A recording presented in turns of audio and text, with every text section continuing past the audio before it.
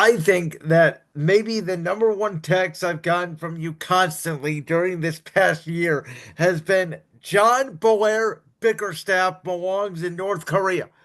Um, and the Cleveland Cavaliers, to my shock and dismay, have gone from a team that, we had questioned the offseason. Do they move on from Darius Garland? Do they, what's Evan Mobley's development? Is he ever going to reach his ceiling? To a change in coach and a change in offensive philosophy. And I am serious, and I've said already on my show, and we talked about this a little bit in the intro, how a lot of people don't watch a lot of regular season basketball anymore.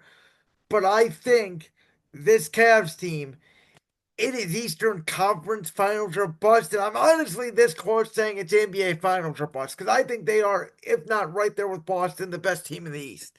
Kenny Atkinson has done an amazing job as the Cleveland Cavaliers head coach. He, like you said, took a good team that had some visible flaws that any good coach would be able to exploit in a 7 game series. He took a good team and turned them into something that feels like an absolute powerhouse. And beyond that, the Cavaliers are so good and they are so young that Cavs fans should expect this to happen for the next 3 years easily. If there's not a ring in the next 3 years on the Cleveland Cavaliers, something terribly horrible has gone wrong because this team, after 3 weeks of playing with each other, is what, 18-3. They are on average one of the youngest teams in the league. And I'm saying this, and also this applies to the Kansas City Thunder because they are very, very similar, young, fast, and very good. Um, but as a Caps fan, you can't be anything other than absolutely thrilled with what you've seen through the first month of the season. You know what I love about the team? It's that Boston philosophy. We saw this out of Boston last year. It's why, regardless of what you thought, if they had a cupcake run to the NBA Finals or not, I'll tell you what they had. They had 8 guys that could shoot the three at a consistent level. And the philosophy is if our 8 guys can make two or three threes a game, that's 60 points right there. We're going to get 40 points off dunks, layups, and free throws pretty much any game, anyhow.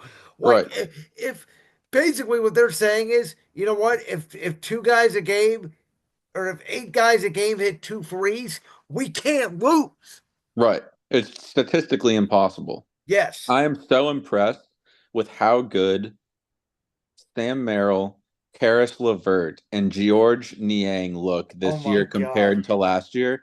Last year, I was appalled that George Niang got minutes on the floor. Appalled. And this year, he's not fantastic, but he is an incredible role player on the And he's Cavs. producing. He's producing, he is creating an advantage when he's on the court. Sam Merrill and Karis LeVert with the quick catch and shoot have been absolutely knocked down. Yeah, and LeVert, it used to be with LeVert, we always knew he had scoring ability. Brooklyn, Indiana, even here, like Karras could go off. But every time you watched him dribble, I'd be screwed with the TV because every other dribble, he'd be dribbling the ball right off his foot, right to the other team. Well, yeah, he every morning he would wake up on game day, put on a pair of shoes, and whoever's shoes he was Yeah, wearing is who he was going to try and mimic that day on the court. pretty much. But he has turned himself into an incredible role. And how about this guy? This guy, Ty Jerome. Oh my Ty God. Jerome has been unreal for the Cleveland Cavs. Yeah, basically being the bench leader, that 6 men off the bench, leading the second Yes. unit. Even when Darius Garland has missed time, he stepped into the starting lineup. It's been unbelievable. The one I mean, guy, even they're winning games with Tyus on in the starting lineup. yeah, I mean, if I didn't know any better, if I had turned on that game that he started and watched that game from start to finish, knew no history of the Cavs this season or basketball in general, I would have assumed that he was a routine member of the starting five. yeah. It's amazing. Kenny Atkinson has the ability, what we've seen so far is he has the ability to take these guys, figure out exactly what they are the best at, and making sure that every time they're on the court, everybody else around them is giving them the best chance possible to do that one thing. I also love the fact that Mobley has not only expanded his range a little bit from three, he's being more aggressive inside, but he's also using his point forward skills and bringing the ball up on occasion. Yes, he has transformed his game completely. He's put on weight. He looks better. He looks faster. He looks better at handling the ball. Everything you said is so true. There were how many, I don't know if we talked about this in particular, but how many times last year did we see someone dish a ball to Evan Mobley inside and he butterfingered it out of bounds? This, Or he just wouldn't go up strong. He wouldn't dunk yes, the ball. He wouldn't draw a foul. yes, but he has got it in his head now that he is that guy. He Yes. wants to play like Anthony Davis. He wants to be one of those bigs that's going to get you 23, 24 a night with 10 to 12 rebounds. You know, the one guy that I still wish that they would flip, maybe they can get a better bench player out of it. I don't trust Okoro still.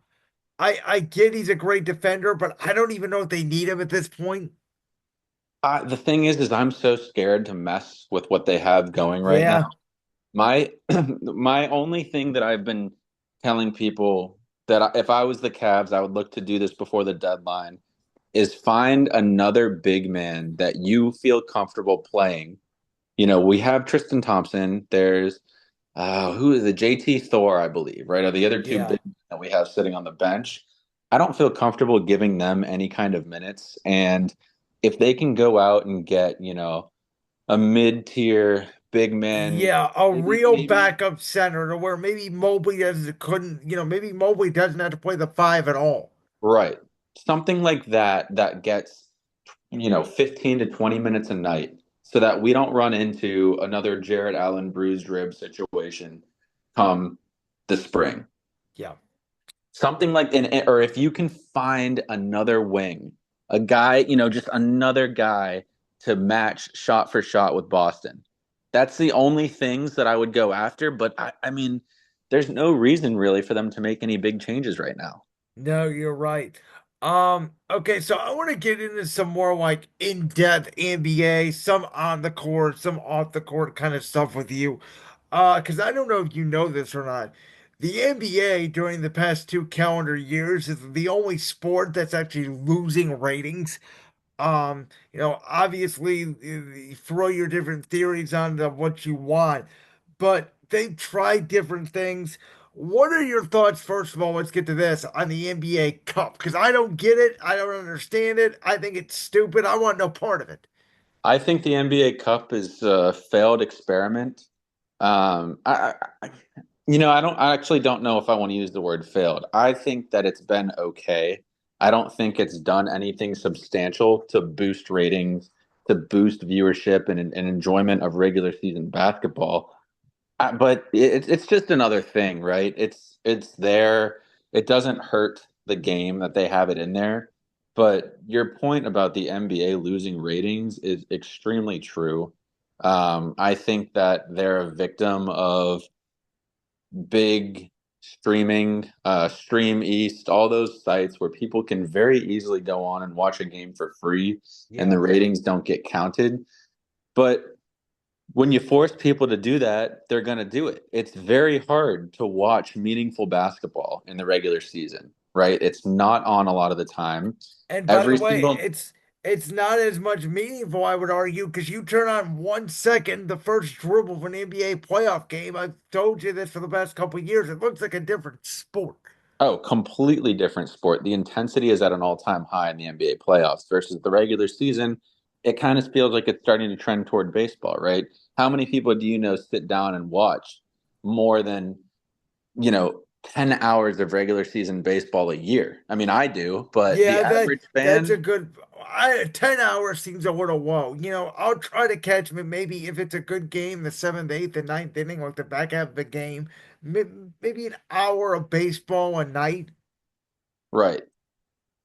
But the average fan, they're not dedicating their time to watch any meaningful basketball or baseball Yeah. during the regular season. So the other thing then, speaking of this, I thought last year was the last straw for the All-Star game. Um, it was the first time in my life I turned the All Star game off. It was Uh, awful. it was a joke. It was completely awful. It didn't even look competitive. To me, I feel like they've only done the All Star weekend and the game and all that. I think it's more of a money ploy now than anything. Oh, To be definitely. honest, with you, like this fix they're doing, we're gonna have 3 teams of 8, and then the winner of the Rising Star. It's like I don't care. I want to see basically the NFL. No, we could get rid of the Pro Bowl and no one cares. Why not just give everybody a week off, give everybody a break, and let's not have a freaking All Star weekend. We don't need it. Right. It's complete. What month is that in? It's in February. It's the week after the Super Bowl now. Okay. So you're literally right after the Super Bowl, because the NFL has smartly, in my opinion, redone their schedule and pushed everything back. I mean, it almost feels like if they wanted to keep it alive, trying to find a way to incorporate college basketball into the NBA All-Star Week, Yeah, something like that. I maybe mix it with some sort of March Madness, right? If yeah. you Well, host a March Madness game at an NBA All-Star game event, yeah. it's like the MLB All-Star game. Nobody cares. Well, Andy and I've made the point. I don't know how much of this discussion we got into, but I still cannot get this out of my head because one of my favorite NBA sort of playoffs, even though, wasn't the greatest games in the world per se, I didn't love the finals matchup per se, but I loved the schedule factor of this was the year post COVID. When they came out of the bubble, it was after the Lakers won that Mickey Mouse title in the bubble in Orlando. We came back and the season started December 1st. Hmm. And the regular season ended in May. And we got the playoffs all of May, all of June, and basically right up into NFL training camp. And I loved it because it gave us something other than baseball to talk about. Yeah. Like why the NBA said we need to go from October to April in the regular season and May to June in the playoffs. I get it's for money, but to me, we don't need 82 freaking games. No, and that's been a big topic of discussion lately. Like if they're In every resting, sport, right? Except yeah, football. I mean, if you're resting guys 20 games anyway because we're tired tonight, we don't really feel like it. It's load management. Why not just take 20 games off of the schedule anyway? Cough, cough, Joel Embiid, Mister. I won't Uh, play back to I'm back. I'm over the Sixers and Joel, and I don't even I want to don't talk know about if them. I don't know if I ever talked to you about it, but when the Sixers started out with the whole trust the process gimmick, that just I don't know what it was about that. I thought it was the gimmickiest thing ever. And we heard for 5 years, trust the process. And now the guy that led that charge won't play back-to-back games. Yeah, I mean, come on, man, right? Like, yeah. I get it. I get the health. I get you don't want to be, feel like misery every single day, but the NBA's got to figure something out because, like you said, regular season, truly, there are a handful of people that actually care to watch it. And the other thing too is, and I like the open lane. I like the 3 point shot.